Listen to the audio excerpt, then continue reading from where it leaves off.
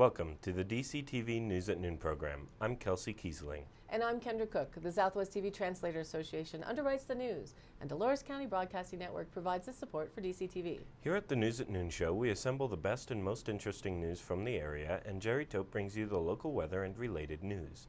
Give us a call with news tips or topics you'd like to see covered. The number is 677-4119. We're glad you're tuned in to watch DCTV. Today's show is live on Monday at noon and rebroadcast at 3 and 6 p.m. and again re-aired on Thursday at noon, 3 and 6. Coming up, 17-year prison sentence, Farm Bill local input, and more. And also a foggy fire, coal under pressure, with weather, the sheriff's report, and area happenings. Today is April 17th, 2017, and now the news at noon. A 17-year sentence was handed down after a fatal burglary in Durango, as reported in on the Cortez Journal and Durango Herald. The first of 4 men arrested in a home invasion-style robbery that resulted in the shooting death of a Fort Lewis College student from Cortez was sentenced Friday to 17 years in prison. Daniel Nelson Wright, 21, sat in his chair as if his legs had grown too weak to stand when District Judge William Herringer announced the sentence. His public defense lawyer, John Moran, helped Wright stand for the remainder of the verdict, which included 5 years probation upon release. Wright of Phoenix faced 10 to 24 years in prison after pleading guilty to first-degree burglary in a plea agreement with the 6th Judicial District Attorney's Office. In a brief statement to the court, Wright apologized to the victim's family and asked for forgiveness. He acknowledged he caused immeasurable pain to the victim's family and his own family. "I understand that it is wrong," Wright said. "Every day I wish I could take it back." The burglary and shooting occurred shortly after 3:30 a.m., May 24, 2016, at 253 Jenkins Ranch Road in the Skyridge subdivision. Wright and 3 co-defendants were apprehended. All 4 men made their getaway in a rental car that was stopped by police less than a half-mile from the house. It was the only vehicle on the road at the time, and there is only one road leading in and out of the Durango subdivision. All 4 men were charged with first-degree murder, robbery, burglary, and menacing. Neither police nor prosecutors have said who fired the gun, but under state law, all 4 can be held accountable for the shooting. Reported in the Cortez Journal, an unattended campfire caused a small wildfire at the Boggy Draw trailhead Friday afternoon, fire officials reported. Crews with Dolores Fire Protection District put out the fire, which burned about a half-acre of grass and timber. "It was going pretty good when we arrived," said Dolores Fire Chief Mike Zion. "It's getting dry quick." A fire crew with the San Juan National Forest also assisted in putting out the blaze, which took almost 2 hours. The Montezuma County Sheriff's Office is investigating who had the campfire, which had been set up on the east side of the Boggy Draw parking lot, Zion said. It is illegal to leave a campfire unattended. A smoke report came in at 4:30 p.m. and 10 firefighters with Dolores Fire arrived shortly thereafter. The fire burned low in grass and timber east along the main Boggy Road Road, scorching trees on the lower bark. Dolores responded with 2 brush trucks and 2 tankers, and the Forest Service sent a crew and engine. The Cortez Journal reports on the next Farm Bill discussions. Montezuma County farmers and some representatives from Dolores County as well got a chance to voice their concerns about the next big federal agriculture legislation at a meeting with staffers from Senator Michael Bennett's office on Friday. John Whitney and Lee Swanson, 2 members of Bennett's staff, met with about 30 farmers and other interested residents at the Dolores Water Conservancy to discuss the Farm Bill, a sweeping piece of legislation that affects producers across the country and is due for an update next year. Cortez was one of the last of 26 towns where the senator's staff have conducted listening sessions this spring to find out what Colorado farmers want included in the next revision. Those who attended the meeting in Cortez brought up several concerns they hope the bill will address, including the need for more local input on regulations and more funding for programs that help beginning farmers. The Farm Bill dates back to 1933, when it was passed under the name Agriculture Adjustment Act as a way to help the agriculture industry recover from the Great Depression and prevent another Dust Bowl. Since then, according to the Congressional Research Service, 16 more farm bills have been passed. The earlier versions focused on providing price support for staple crops like corn, soybeans, and wheat. but later bills were much larger in scope. The latest version of the bill, the Agricultural Act of 2014, includes 12 categories or titles ranging from crop insurance to conservation. It authorizes the U.S. Department of Agriculture to fund programs under those titles through 2018, but if a revised version of the bill isn't passed before then, that authorization will run out for many programs according to the CRS. He asked for input on issues specific to Montezuma County farmers, and he got it, not only from the individual producers, but also from representatives of organizations like the High Desert Conservation District, the National Young Farmers Coalition, and several others. Although they discussed a wide variety of topics during the nearly 2-hour session, a few common themes emerged. One was that local farmers want more of a say in how national regulations are implemented in their region. Other topics broached during the discussion included the question of whether the Farm Bill could support hemp farmers, the need for more consumer education about healthy food, and the forestry title.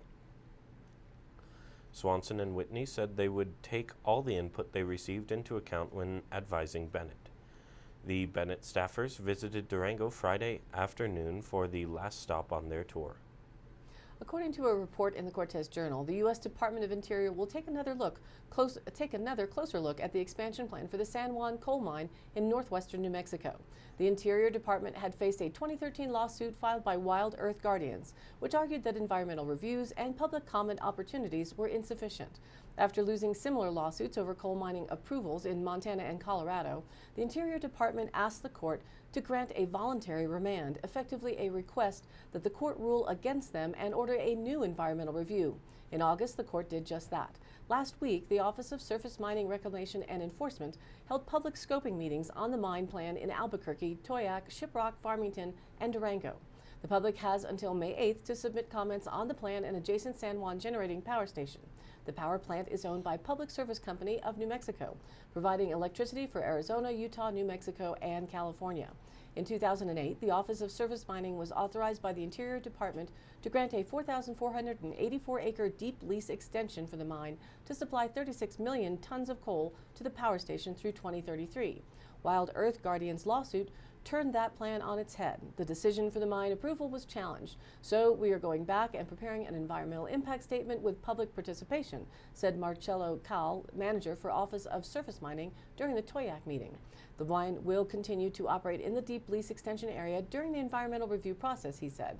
According to the presentation, the Environmental Impact Statement, or EIS, will analyze potential impacts from mining operations and power plant emissions.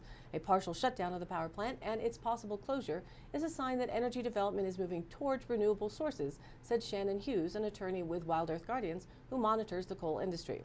But as coal power diminishes, the workers should not be forgotten, she said. We hope the EIS includes health care for miners and retraining opportunities to employ them in other fields, Hughes said.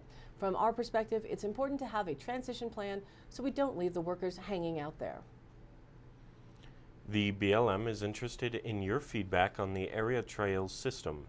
In a recent press release, the BLM Tres Rios field office announced the travel route inventory is available for public review. The Bureau of Land Management Colorado Tres Rios field office is seeking the public's help in reviewing its road and trail inventory in Montezuma, La Plata, Archuleta, Dolores, San Miguel, and Montrose counties. The field office recently completed a comprehensive look at the roads and trails it manages, which covers about 500,000 acres. Public review will help ensure the inventory is as accurate as possible and to identify routes that may have missed, providing the framework for a proposed travel network. If there are roads and trails out there that are special to you, we'd like to hear about them, said Tres Rios Field Manager Connie Clemenson. We're not making decisions at this time, just verifying and correcting information. The BLM is receiving comments for the route inventory in Montezuma County through June 1st. Inventories for La Plata, Archuleta, Dolores, San Miguel, and Montrose counties will be available for viewing on April 5th, and comments for these route inventories can be submitted through October 1st. To help the public review and comment on the routes, the BLM developed a web-based interactive map illustrating each inventoried route. The public can provide feedback by submitting the electronic form online, by downloading the form and returning it via email to blm_co_trfo_comments@blm.gov, or mailing the form to BLM Tres Rios Field Office, 29211 Highway 184, Dolores, Colorado 81323. Include TCCM Cortez in the subject line. To review the interactive map, for more information, contact Keith Fox, BLM Planning and Environmental Specialist at 970-882-6856 or via email at kfox@blm.gov.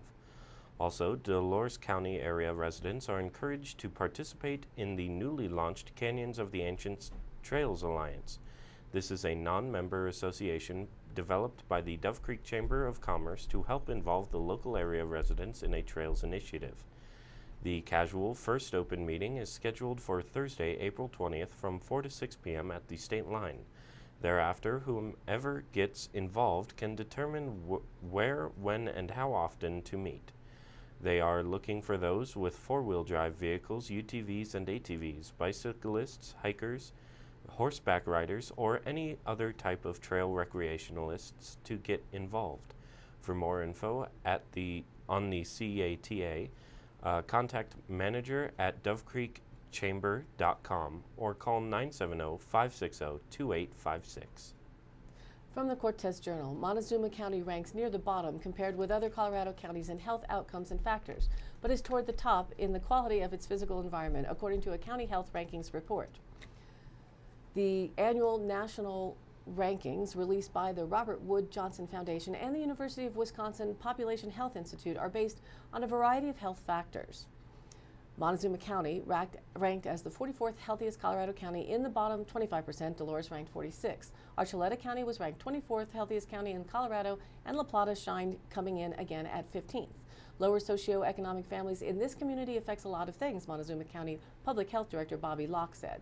This year's ranking is a slight improvement from last year's, when Montezuma County ranked 46th healthiest out of 60 ranked counties. Montezuma County scored 51st out of the 58 counties for length of life, 47th for health behaviors, and 51st for social and economic factors. The county ranked 35 out of 58 for quality of life.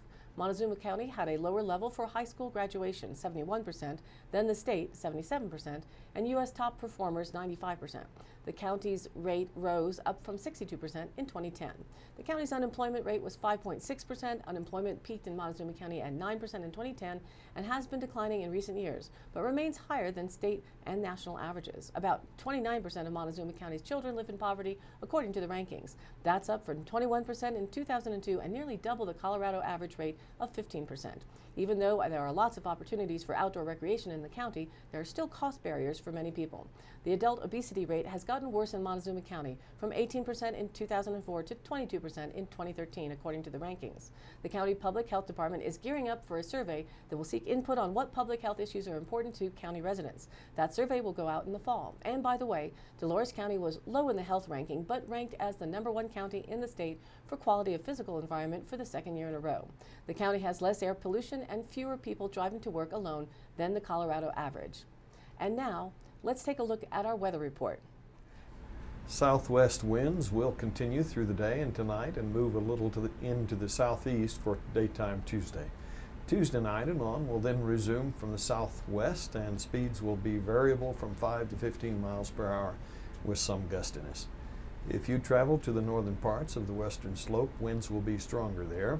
Some northeast Utah showers are possible Tuesday that will be gone by Wednesday morning.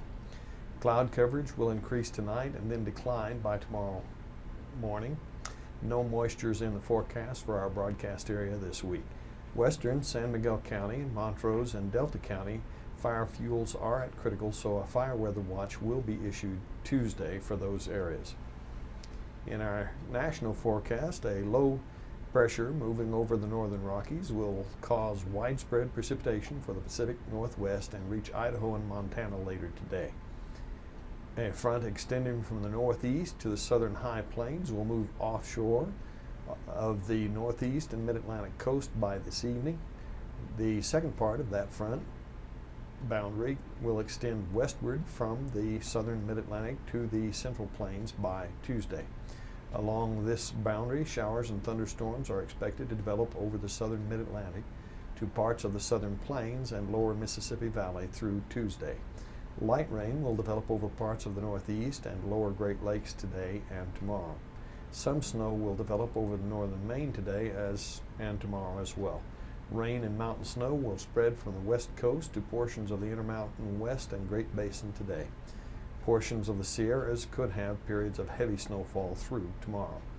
This front is expected to advance through the northern and central plains and into the upper Midwest by midweek, spreading rain and snow. Another front will push southward from Canada over the next few days, which will reinforce the cooler air mass across the northern tier states. Rain and thunderstorms are also expected from the Texas-Louisiana Gulf Coast through the south central states and Carolinas today. High temperatures over the next 5 days are springtime benign, ranging from 73 down to 60, and lows ranging from 35 to 40 degrees. Winds, though gusty at times, will not be bad in the southern parts of the western slope. No moisture again in the forecast for the southwest and Four Corners area for the week. So garden preparations should be as fun as they get till spring planting begins. Now back to the news. Reported by the Durango Herald, Fort Lewis College students and recent alumni tried to sell the judges on diamond-infused hair products, dehydrated food, and recycled paint during a Shark Tank-style business competition. The Hawk Tank competition, now in its second year, drew 25 teams who competed for cash to invest in their businesses. The competition is open to all majors and aims to jumpstart businesses in the community, Professor Michael Valdez said. 12 teams presented their businesses in front of a panel of expert judges during the second round Saturday morning. Two brothers, Daniel and Michael Martin, sold the judges on a plan to resell paint online. Placing first in the competition, their paint is recycled and produced by a company that employs those with disabilities, and they plan to resell it to a worldwide company that does apartment restoration. The two won $5,000 to put into their business, Nitrum Dynamic Paint. Stacy Tabb pitched the judges on dehydrated meals for adventurers who backpack, hike, bike, or boat. She took home second place and $2,500. Tabb's company, locally in the woods, plans to dehydrate organic, locally sourced foods in a solar food dehydrator. She expects to sell her product at farmers markets and branch out to supplying retail stores. Eventually, she would like to branch out into spice kits and bags designed to keep bears away from food. Ian Morrison, sparkling black-haired, demonstrated how eye-catching his products would be if funded. His company, ZXI Style, would infuse hair products like gel and conditioner with cosmetic diamond powder. His idea earned third place and $1,000. He expects the products would appeal to young, single people with high disposable income because an 8-ounce bottle of hair gel would likely be priced at $75. His company would likely require $50,000 or $75,000 to get off the ground, but he told the judges the prize money would allow him to continue researching his plans and speak with a patent lawyer. In the alumni lead team category, a bread-based idea impressed the judges. Buns Bakery, the vision of Brooke Perry and Emily Dell, plans to grind wheat berries to make nutritious breads. The two took home $5,000 to start the company. Last week's CO2 report is in at 408.85. Week before was 407.60. 1 year ago it was 408.81, and 10 years ago it stood at 385.82. Michael Morgan, the director of State Division of Fire Prevention and Control, said Colorado is expecting an average to below average fire season this year, but fires will occur. An average season in Colorado is about 45 wildfires, burning a total of about 160 square miles. Most of the plains have been in a drought or near drought conditions since October. Last month, a wildfire in northeastern Colorado blackened 50 square miles and killed about 200 cattle. Heavy winter snowfall in the high country had above average or average snowpack as of Friday. Governor John Hickenlooper appeared with Morgan for a briefing at the state capitol in Denver and said Colorado averages 4 times as many wildfires as it did 15 years ago. He blamed climate change, saying fire season has lengthened by about 80 days, and it's no wonder that we're having more fires. Hickenlooper and Morgan said the state has set a goal of reducing the number of fires by 5% this year and 10% by 2019. Only about 7% of the state's 2016 wildfires had natural causes. The rest were started by debris fires, campfires, prescribed burns, arson, mechanical failures, or other causes. The state has adopted an aggressive tactic of monitoring for wildfires when conditions are dangerous, attacking them quickly from the air if necessary when they are reported. 2 years ago, the state rolled out 2 newly acquired aircraft equipped with infrared cameras so sensitive that one detected a campfire from 28,000 feet. The aircraft detected 43 fires last year that were so remote no one else had reported them. Hickenlooper said Colorado is ready for fires and said he doubted any western state other than California equal the state in preparedness. Hickenlooper also said our preparedness is well beyond any of our contiguous neighbors.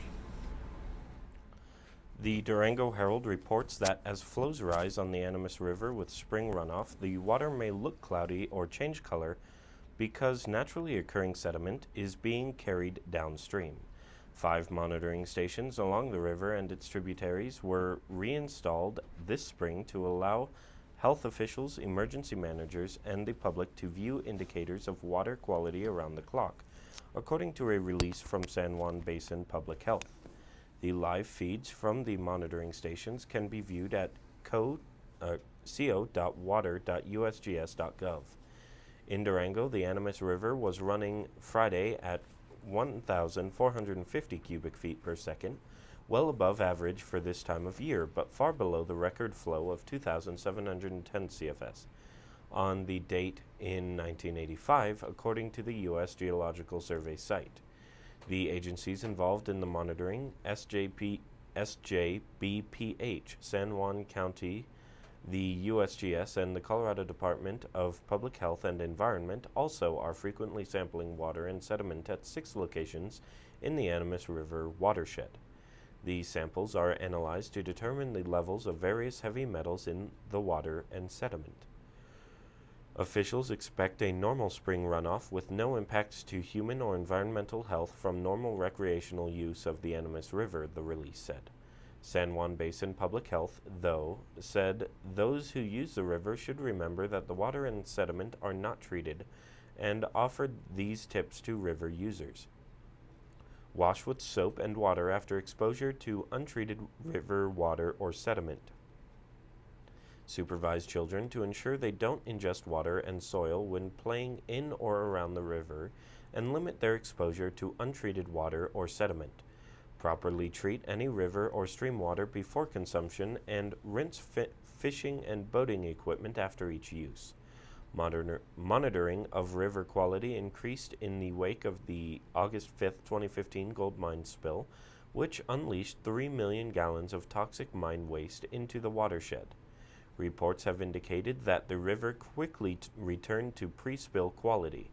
The watershed has long been affected by heavy metal runoff from abandoned and closed mines.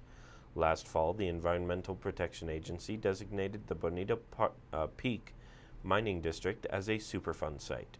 The agency spent last summer and fall surveying the district and has set some priorities for work this year. An interesting agricultural article from PHYS or phys.org reports that in the second half of the 20th century, the mass use of fertilizer was part of an agricultural boom called the Green Revolution that was largely credited with averting a global food crisis. Now the challenge of feeding the world looms again as the population continues to balloon. To help spur the next agricultural revolution, researchers have invented a bionic leaf that uses bacteria, sunlight, water, and air to make fertilizer in the very soil where crops are grown. The team presented the work at the 253rd National Meeting and Exposition of the American Chemical Society, or ACS. The first Green Revolution in the 1960s saw the increased use of fertilizer on new varieties of rice and wheat, which helped double agricultural production. Although the transformation resulted in some serious environmental damage, it potentially saved millions of lives, particularly in Asia, according to the United Nations Food and Agriculture Organization. But the world's population continues to grow and is expected to swell by more than 2 billion people by 2050, with much of this growth occurring in some of the poorest countries, according to the UN. Providing food for everyone will require a multi-pronged approach, but experts generally agree that one of the tactics will have to involve boosting crop yields to avoid clearing even more land for farming. To contribute to the next green revolution, Daniel Nocera, PhD, who is at Harvard University, is building on the work he's most famous for, the artificial leaf, to make fertilizer. The artificial leaf is a device that, when exposed to sunlight, mimics a natural leaf by splitting water into hydrogen and oxygen. This led to the development of a bionic leaf that pairs the water-splitting catalyst with the bacteria Ralstonia eutropha, which consumes hydrogen and takes carbon dioxide out of the air to make liquid fuel. Last June, Nocera's team reported switching the device's nickel-molybdenum-zinc catalyst, which was poisonous to the microbes, with a bacteria-friendly alloy of cobalt and phosphorus. The new system provided biomass and liquid fuel yields that greatly exceeded that from natural photosynthesis. For this application, Nocera's team has designed a system in which bacteria fix hydrogen from the artificial leaf and carbon dioxide from the atmosphere to make a bioplastic that the bacteria store inside themselves as fuel.